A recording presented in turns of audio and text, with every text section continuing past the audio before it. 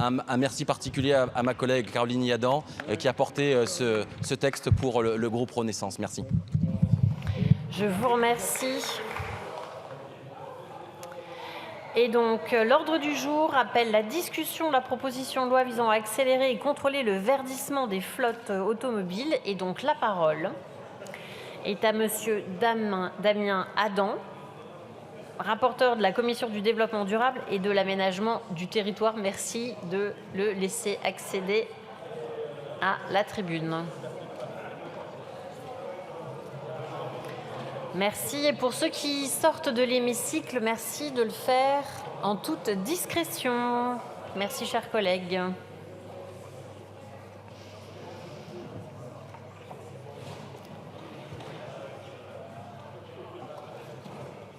Merci Madame la Présidente, Monsieur le Ministre, mes chers collègues. 30% des émissions de gaz à effet de serre de notre pays sont liées au transport. La moitié de ces émissions, soit 15%, est liée aux 33 millions de véhicules particuliers en circulation en France. Agir pour verdir ce parc automobile est donc essentiel pour permettre à la France de respecter sa trajectoire de baisse de 55% des émissions d'ici à 2030 et la neutralité carbone en 2050. C'est de ce constat qu'ont été créés ces dernières années le bonus écologique, la prime à la conversion, le leasing social et les aides à l'installation de bornes de recharge qui permettent à notre pays aujourd'hui de disposer de 130 000 points de charge ouverts au public et de plus de 1 million de véhicules électriques vendus au total depuis 2010. Aujourd'hui, il est temps d'aller plus loin en planifiant une montée en puissance des achats de véhicules électriques pour les plus grandes entreprises dans les prochaines années. En effet, aujourd'hui, 60% des véhicules neufs acquis en France le sont à destination des entreprises, dont une très grande part vient des 3500 entreprises qui disposent d'une flotte de plus de 100 véhicules. Ces véhicules sont gardés en moyenne 3 ans par les entreprises, puis viennent alimenter le marché de l'occasion pour la classe moyenne et, dans une troisième vie, les classes populaires. Verdir les flottes de ces grandes entreprises est efficace pour réduire plus rapidement les émissions de gaz à effet de serre, développer le marché de l'occasion et aider l'industrie européenne et française dans sa transition. C'est le sens de la proposition de loi que nous étudions à partir de ce soir et qui se compose de 6 articles. L'article 1 propose une trajectoire rehaussée de verdissement des flottes des entreprises en se concentrant sur les véhicules à très faible émission, c'est-à-dire ceux qui émettent moins de 20 grammes de CO2 par kilomètre, en s'alignant ainsi sur le choix de l'Union européenne avec l'interdiction des véhicules thermiques en 2035. Ce seuil exclut ainsi les véhicules à faible émission qui émettent entre 20 et 50 grammes de CO2 par kilomètre. En pratique, ce sont les véhicules hybrides rechargeables qui sont concernés. Selon un rapport de la Commission européenne, ils atteignent en conditions réelles d'utilisation une moyenne de 136 grammes de CO2 par kilomètre contre 40 grammes de CO2 par kilomètre initialement prévus. C'est 3 fois plus que les effets espérés. C'est particulièrement le cas quand ils sont utilisés dans le cadre de flottes d'entreprises notamment. La trajectoire de renouvellement que je vous propose débute à 20% des nouvelles acquisitions en 2025 et augmente de 10 points par an pour atteindre 50% en 2028 et 90% en 2032. Elle s'aligne sur celle proposée par le Secrétariat général à la planification écologique créé par le gouvernement en 2022 et est en cohérence avec le contrat de la filière automobile en cours de signature et qui prévoit jusqu'à 2 millions de véhicules électriques construits en France d'ici à 2030. À ceux qui pensent que cette trajectoire va trop vite, j'aimerais leur dire de ne pas regarder dans le rétroviseur, mais droit devant. Un parlementaire est là pour réfléchir et anticiper le futur, pas rester bloqué sur le passé. Regarder l'avenir, c'est avoir à l'esprit que les constructeurs automobiles français nous disent de ne pas remettre en cause l'interdiction des véhicules thermiques en 2035. Ils nous disent même de mettre en œuvre les conditions pour que ce soit un succès pour l'industrie européenne. Cette proposition de loi y participe. Je rappelle à ce titre que les principaux constructeurs européens, Renault, Stellantis, Volkswagen et autres, ont annoncé qu'ils ne proposeront plus que des véhicules électriques à partir de 2030 en Europe. En plus des entreprises qui possèdent une flotte, l'article 1 intègre les loueurs. Il y en a 2 types. D'abord les loueurs de longue durée. 138 sociétés de leasing ayant une flotte de plus de 100 véhicules ont immatriculé 1 million de véhicules neufs en 2023. C'est 54% du total des véhicules légers neufs immatriculés en France. Leur rôle est donc essentiel, notamment car elles sont propriétaires de nombre de véhicules ensuite utilisés par d'autres entreprises. Pour éviter que les entreprises achètent le minimum de véhicules à très faible émission pour être dans le clou de la loi et louent le reste en thermique à des loueurs sur qui porterait la sanction, j'ai proposé un encadrement de l'écart possible entre la part de véhicules achetés en propre par l'entreprise et celle louée qui s'élève à 10 points maximum de différence. Évidemment, le sujet qui fait le plus débat autour de cette proposition de loi concerne la location courte durée, le deuxième type de loueur et qui existe. Je l'avais annoncé, nous avons adopté en commission une trajectoire spécifique pour ces acteurs qui prend en compte le fait qu'ils renouvellent leur flotte en 9 mois en moyenne contre 36 mois pour les autres acteurs. Ainsi, pour les loueurs de courte durée, la trajectoire commencera à 5% en 2025, 10% en 2026, 15% en 2027, avec une clause de revoyure la même année pour la suite de la trajectoire. Ensuite, le bonus écologique pour les flottes d'entreprises ayant été supprimé depuis février 2024, j'ai souhaité inclure l'éco-score à ma proposition de loi. Nous avons adopté ainsi une bonification de 20% pour les véhicules bénéficiant de l'éco-score. Concrètement, un véhicule avec un éco-score comptera pour 1,2 au lieu de 1. L'éco-score permettra ainsi de favoriser les constructeurs français et européens. Sur ce point, je souhaite préciser que selon des associations environnementales qui se sont penchées sur le sujet, si la part des véhicules fabriqués en France reste stable, la demande additionnelle générée par la réforme entraînerait jusqu'à 1,7 million de véhicules fabriqués dans les usines de notre pays en plus et construira un fort soutien à la filière automobile nationale. Voilà pour l'article 1. Passons maintenant à l'article 2 qui traite des obligations de transparence. Aujourd'hui, l'obligation de reportage est très largement ignorée par les entreprises. Or, elle est à la portée de tous et est essentielle pour déterminer si les entreprises respectent la trajectoire. L'article fixe donc l'obligation de reportage dans la loi. Pour les entreprises qui y sont soumises, le taux de verdissement des flottes devra également être communiqué dans la déclaration dite CSRD. Le manquement à la transmission de ces informations sera soumis à sanction. En commission, nous l'avons rendu proportionnel au poids de l'entreprise, soit 0,1% du chiffre d'affaires français.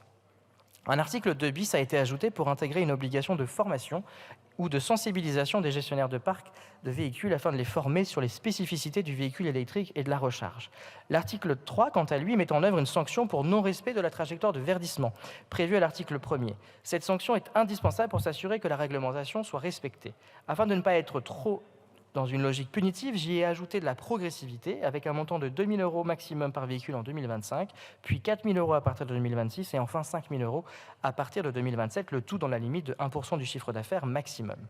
Enfin, l'article 4 pose une possibilité d'exclusion des marchés publics pour les entreprises qui ne respectent pas leurs obligations de reportage ou la trajectoire à laquelle elles sont soumises. J'insiste sur le caractère facultatif de cette mesure. Il reviendra à l'acheteur de décider s'il souhaite exclure ces entreprises. Aujourd'hui, il ne me paraît pas justifiable qu'une entreprise qui ne respecte pas la loi puisse accéder à certains marchés publics. Voici donc, chers collègues, l'ensemble des articles de ma proposition de loi. Parlons maintenant de ses effets concrets. Certes, il y a eu des études de transport et environnement et de l'IMT, mais au-delà de ça, il y a avant tout un travail du SGPE sur le sujet, les études françaises et européennes établissant les effets positifs du véhicule électrique pour les émissions, et il y a le soutien de la filière automobile confirmé dans le contrat de filière en cours de signature. Les effets attendus parlent d'eux-mêmes. Sur l'aspect écologique, elle permettrait à elle seule de réduire les émissions du secteur automobile de 57 millions de tonnes de CO2 entre 2025 et 2035. Cela équivaut à l'arrêt total de tout le trafic aérien français pendant près de 2 ans et demi. C'est non négligeable pour parvenir à la réduction de 30% des émissions de gaz à effet de serre du secteur des mobilités d'ici 2030, portée par le SGPE. Sur l'aspect économique, cette réforme valorise nos constructeurs et entraînerait la production de 550 000 véhicules électriques additionnels dans nos usines françaises. Du côté des utilisateurs, la motorisation électrique est aujourd'hui la plus intéressante financièrement si on regarde le coût complet. Le surcoût à l'achat, location, étant compensé par la recharge, bien plus abordable que le carburant. Enfin, cette proposition de loi a pour finalité d'alimenter le marché de l'occasion en véhicules électriques. Aujourd'hui, plus de 70% des Français achètent leurs véhicules d'occasion. Cependant, en 2023, on comptait seulement 17% d'offres de véhicules électriques. Cette loi permettrait d'injecter jusqu'à 2 millions de véhicules électriques supplémentaires d'ici 2035 sur le marché de l'occasion. C'est 20 fois plus qu'aujourd'hui. De cette façon, les ménages pourront activement prendre part à la décarbonation de leur mobilité à un prix abordable. Mes chers collègues, une majorité de députés issus des groupes de la majorité et de l'opposition dans plusieurs mandatures ont pris des engagements importants pour que la France fasse sa part pour limiter la hausse des températures en dessous des 2 degrés.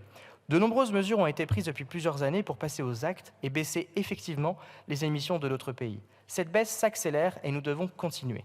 Cette proposition de loi y participe en concentrant l'effort sur quelques entreprises parmi les plus grandes. C'est par leur mobilisation que nous pourrons augmenter l'offre de véhicules électriques d'occasion sur le marché français, qui aidera ainsi la classe moyenne, puis les classes populaires, à bénéficier de ce véhicule moins cher à l'usage, silencieux et qui n'émet pas de CO2 à l'usage. Face à l'enjeu climatique, je vous appelle, chers collègues, à être à la hauteur et d'agir ensemble pour voter cette proposition de loi qui, par des mesures concrètes et efficaces, permet de continuer notre chemin collectif vers une transition juste qui allie l'écologie, la dimension sociale en demandant un effort aux plus grandes entreprises pour le bénéfice des plus précaires et le maintien et la croissance futur de notre industrie automobile en France et en Europe. Je vous remercie. Je vous remercie.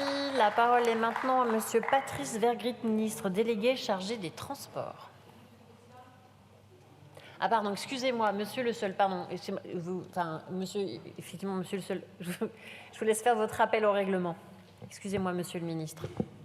Merci Madame la Présidente. C'est un rappel au règlement au titre de l'article 91 de notre règlement intérieur sur la tenue des débats des propositions de loi. Et je pense que nous sommes 10 à intervenir après le ministre. Nous n'avons donc absolument pas le temps de tous passer. Si je fais un petit décompte, j'aurai peut-être le temps de faire ma DG, mais ça ne me semble pas équitable par rapport à... Oui, c'est pas certain, je suis d'accord, mais ça ne me semble surtout pas équitable par rapport à l'ensemble des groupes. Et donc, je demanderai qu'il n'y ait pas de discussion générale après l'intervention du ministre. Alors, mes chers collègues, ce que je vous propose, c'est effectivement de vous poser la question. Si vous êtes tous d'accord, ou en tout cas une majorité, pour qu'après l'intervention du ministre, nous levions la séance, c'est possible. Donc, voilà. Non mais attendez, non mais très... Alors, soit on lève et on discute brièvement, soit on se met d'accord là. Je regarde le président du groupe. Donc, Monsieur Maillard est d'accord. Monsieur le Millienne également. Monsieur Le Seul aussi. Tout le monde est d'accord. Vous vous abstenez. C'est juste que quand la discussion reprendra, elle reprendra avec les discussions des orateurs. Donc, non, c'est juste une décision commune. Est-ce que vous êtes tous d'accord pour qu'on lève après le ministre ou pas? C'est...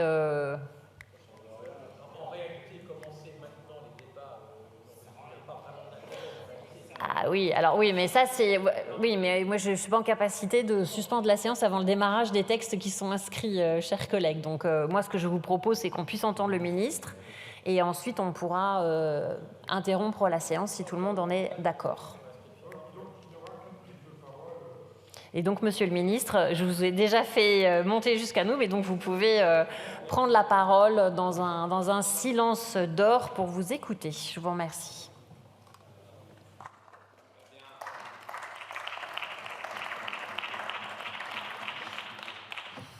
C'est l'honneur.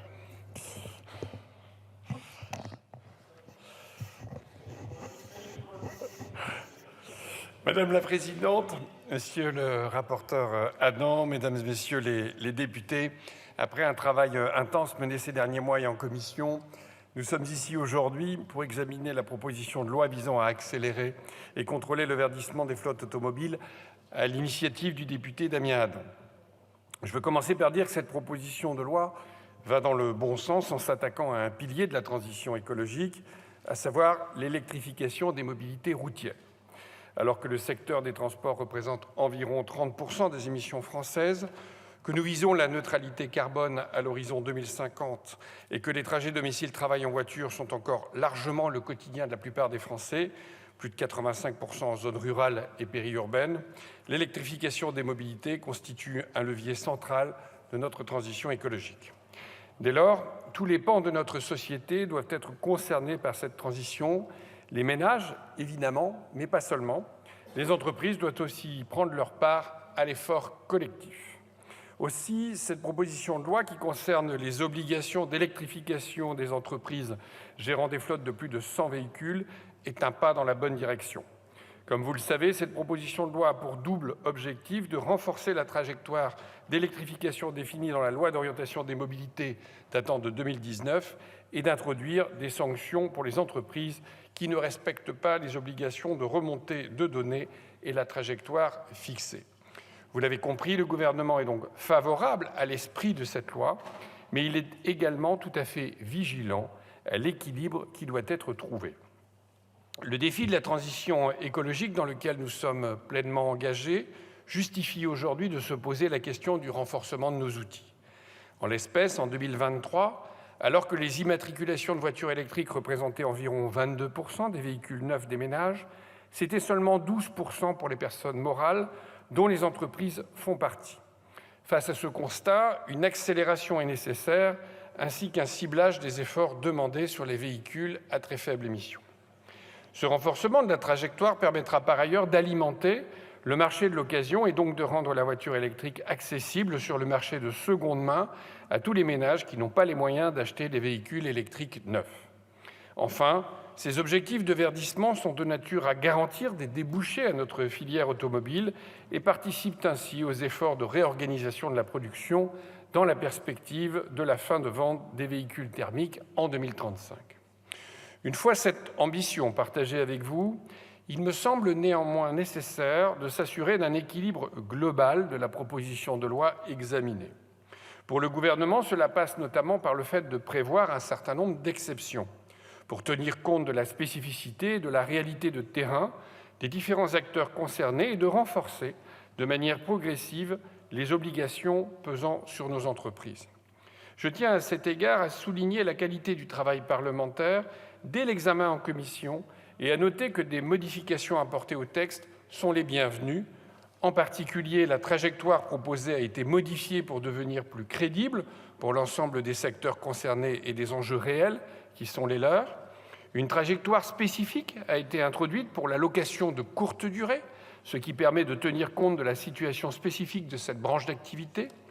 Les centrales de réservation et les VTC ont été exclus du périmètre du texte. Un bonus a été introduit pour tenir compte du critère environnemental déjà mis en place par le gouvernement pour les aides à l'achat de véhicules neufs, comme le bonus électrique et le leasing social, ce qui permettra de privilégier les véhicules les plus performants sur le plan environnemental. Et enfin, les sanctions en cas de manquement ont été décalées et assouplies, améliorant l'équilibre global du texte. Ces évolutions, vous l'avez compris, vont dans le bon sens, mais elles n'épuisent pas le débat que nous aurons ce soir ou peut-être un autre jour. Dans le respect de l'esprit du texte, le gouvernement reste soucieux de garantir un équilibre acceptable pour faire avancer concrètement la transition écologique de nos mobilités, et je serai attentif en particulier à ce que le texte puisse intégrer tous les apports utiles pour servir cet objectif. Je vous remercie de votre attention. Je vous remercie. Alors, non mais attendez, Monsieur Millienne, soit tout le monde prend la parole, soit personne ne la prend. Donc, alors, vous faites un rappel au règlement? Oui, donc je vous en prie, sur quel fondement, chers collègues? Je veux juste poser une question pratique. Nous n'avons pas le temps, nous en convenons tous, d'aborder le débat sur ce texte. Ça, il n'y a aucun souci là-dessus, donc nous n'allons pas prendre la parole. Je voudrais savoir ce qu'il va advenir de ce texte. Sera-t-il représenté afin que chacun des groupes politiques puisse donner son avis sur le texte de M. Adam, puisque seul lui a pu donner un avis, nous n'avons pas pu le faire. Oui, alors, Monsieur Millienne, comme vous le savez, c'est à la conférence des présidents d'en décider sur une semaine de l'Assemblée, et donc ça sera acté. C'est pas Monsieur Maillard qui décide tout seul. Ah si, alors allez-y. Mais sur quel fondement souhaitez-vous? De l'article qui répond à Monsieur Millienne.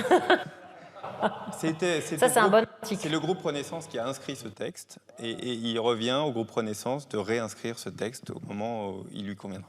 Président. Je vous remercie. Donc, prochaine séance, jeudi 2 mai à 9h, avec proposition de résolution tendant à la création d'une commission d'enquête relative à la situation des mineurs dans les industries du cinéma, du spectacle vivant et de la mode. Proposition de résolution portant sur l'usage de la langue française aux Jeux olympiques et paralympiques de Paris en 2024. Proposition de loi visant à améliorer le repérage et l'accompagnement des personnes présentant des troubles du neurodéveloppement et à favoriser le répit des proches aidants. La séance est levée.